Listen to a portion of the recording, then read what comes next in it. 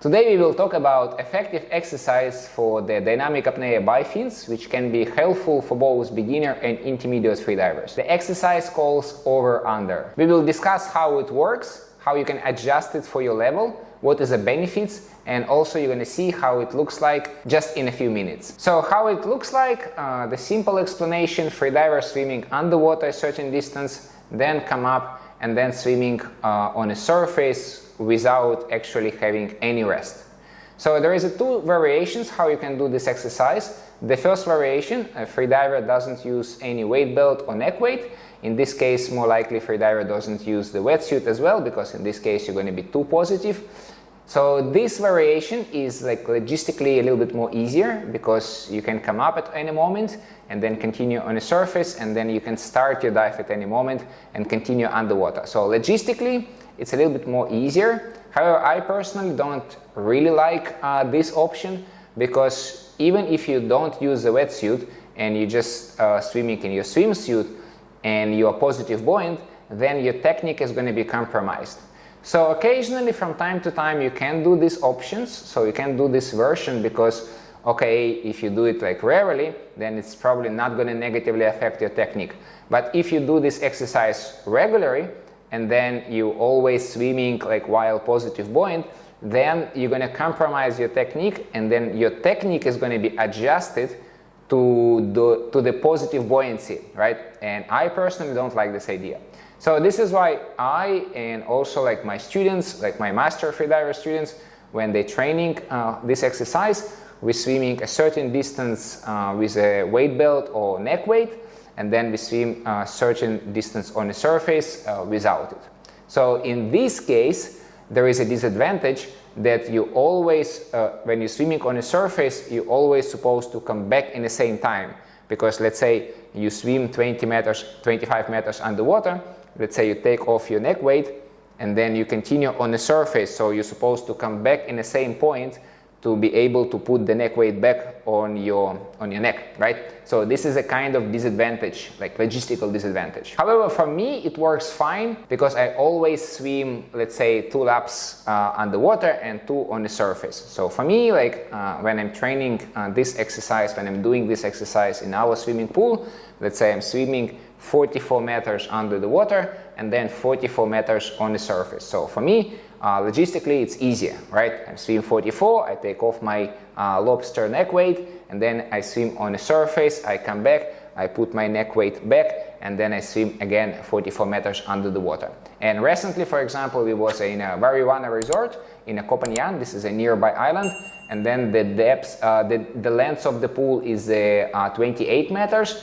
So in this case, we tried to do this exercise, and it was 56 meters underwater, 56 meters on the surface. So like for me, the second option is better. However, again, I know that plenty of freedivers use the first option, when they don't use any neck weight or weight belt, no wetsuit, and just swimming like I said, as a first option. So how to do safety for the freediver who doing over-under?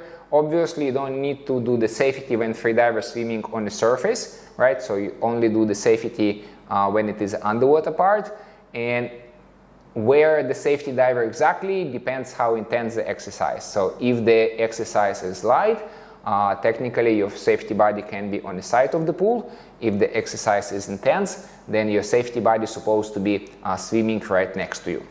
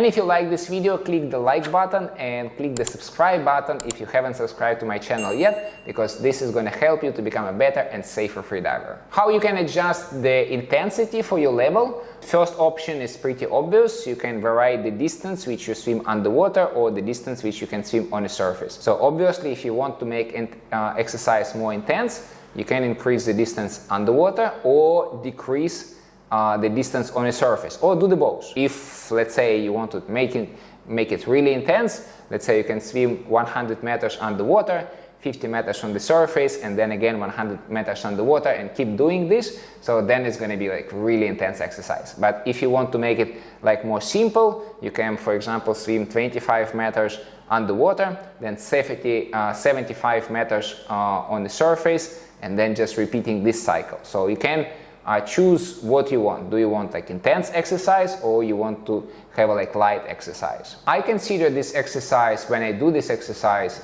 as a technical exercise. In my case, it's more like a volume exercise. I'm swimming relatively easy distance, right? 44 meters is easy distance. And then not super fast, I'm swimming on the surface. So in this case, I do have a little bit urge to breathe, not strong, but I still can focus on my technique. And then this exercise for me becoming like working on my kicking. So I'm working on my kicking while I'm swimming on the surface, and then I'm working on my kicking while I'm swimming underwater. And then if, let's say, you're training with your training partner, and then you alternate, so let's say half an hour you doing this exercise, half an hour your body doing this exercise, then it's going to be like solid 30 minutes of kicking. However, if you want to make it like more intense, you can just simply, if let's say it's still going to be 40 meters underwater and 40 on the surface, if you're just going to do like a surface swim, like a sprint-like swim, okay, then pretty fast you're going to accumulate more and more CO2, and then the exercise is going to be intense, both for your legs is going to get tired, and also like for your CO2 tolerance, because you're going to have plenty of contractions. So again, it's up to you how you're going to use this exercise, as a volume exercise for your technique, or as an intensity exercise for your CO2 tolerance, or let's say for your lactic tolerance, which is unlikely but still possible to do it, lactic training with such exercise. So it's going to be up to you. How often I do this exercise? Not honestly really often. In the past I was practicing it a lot, because again I like the volume. I like how much kicking I'm going to do this through this exercise. If I want to include such training in my routine, more likely it's going to be in the beginning of my training cycle. So when I start my current training cycle, I done such training from time to time, and I still like probably going to do it still relatively rare, but like from time to time I'm going to do it when it is a volume section. And for whom I'm going to recommend this exercise? If your dynamic apnea by fins less than 50 meters, then you probably don't really need this exercise. I mean, technically you can, for example, swim 25 meters underwater, 75 meters on the surface. If you have 25-meter pool, I think it's going to be more appropriate for people who are somewhere between 50 and 70 meters, because these people supposed to already have more or less okay kicking technique, and now they just really can focus on how exactly they're kicking and try to eliminate small mistakes. And if you want to learn how to swim 70 meters in the most safe and effective way, check out this video. And if you haven't subscribed to my channel yet, click here.